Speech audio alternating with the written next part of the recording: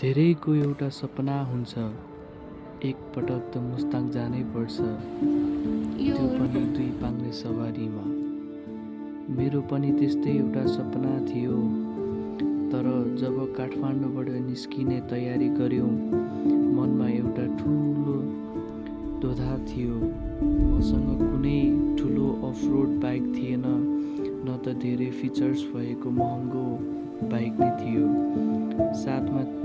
साथमा थियो त केवल मेरो बाइक होन्डा युनिकर्न। सबैले भन्थे मुस्ताङको बाटोमा युनिकर्नले कसरी धान्ला र त्यहाँ त एउटा सानो गल्तीले पनि ठुलो मूल्य चुकाउनु पर्छ। मेरो मनमा पनि डर नभएको कहाँ हो र। तर जिन्दगीमा कहिलेकाहीँ योजना भन्दा पनि अचानक लिएको निर्णयले सबैभन्दा ठुलो राम्रो अनुभव दिने। साँचो भन्नुपर्दा हाम्रो यो भ्लग काठमाडौँबाट सुरु गर्ने योजना थियो, तर केही प्राविधिक समस्याका कारण हामीले त्यहाँ छायाङ्कन गर्न सकेनौँ। तर भनिन्छ नि, हरेक राम्रोको सुरुवात भगवान गणेशको आशीर्वादबाट हुन्छ। त्यसैले हाम्रो यो यात्रा चितवन खैरेनीको यो पवित्र ठाउँबाट सुरु हुँदैछ।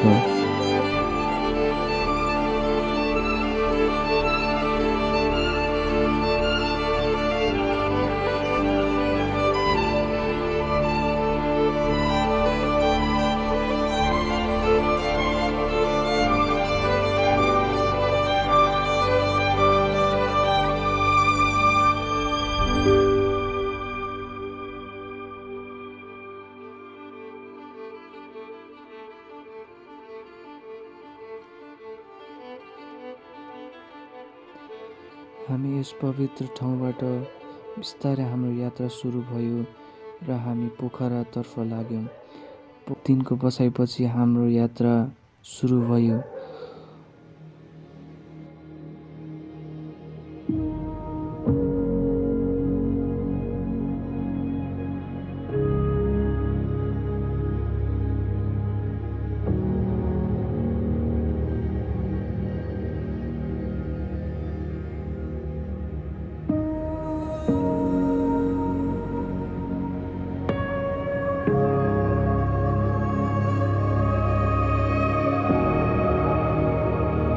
बेनी पुग्दा साँझ परिसकेको थियो, तर हाम्रो गन्तव्य अझै टाढा थियो। बेनीदेखि लेतीसम्मको त्यो रातको यात्रा सायद हाम्रो जीवनकै सबैभन्दा साहसी निर्णय थियो। वरिपरि घोर अन्धकार, पहाडको काखमा एउटा डरलाग्दो तर डढेलो लागेको थियो।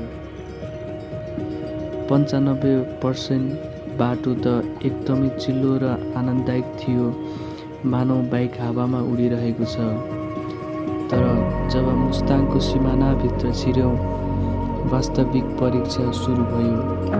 त्यही बाँकी रहेको 5% अफ-रोड बाटो, जहाँ ढुङ्गा, बालुवा र हावाको वेगले बाइकलाई चुनौती दिइरहेको थियो।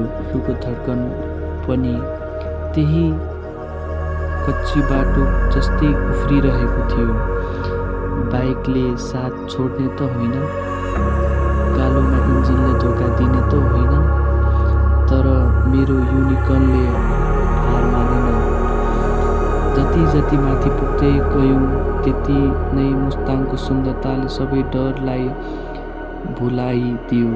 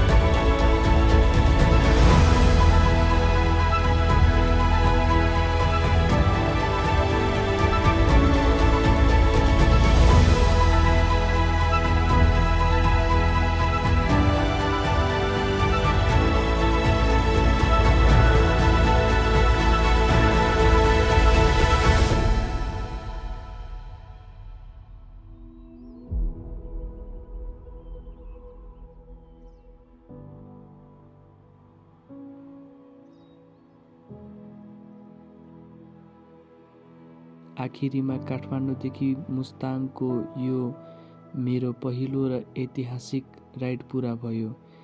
बाइक ठुलो हुनु पर्दैन रहेछ, केवल आँट र एउटा सानो सपना भए पुग्दो रहेछ।